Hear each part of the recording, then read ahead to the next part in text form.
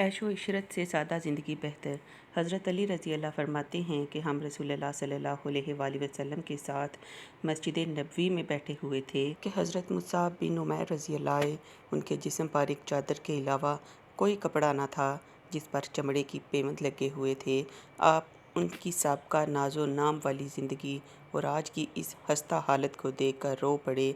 फिर आपने सहाबा से पूछा, अगर तुम लोगों को इतनी आसूदगी मैसर हो जाए कि सुबह को एक लिबास पहनो और शाम को दूसरा, फिर तुम्हारे सामने अनवाओ इकसाम के खानों की एक डिश रखी जाए और दूसरी उठा ली जाए और तुम लोग अपने घरों में काबा के गिलाफ की तरह पर्दे डालने लगो, तो तुम्हारा क्या हाल होगा।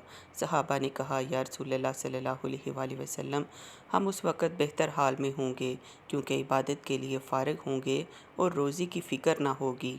आपने इरशाद फरमाया, नहीं, बल्कि तुम्हारी आज की ये हालत उस ऐशो इशरत की हालत से बहुत बेहतर है।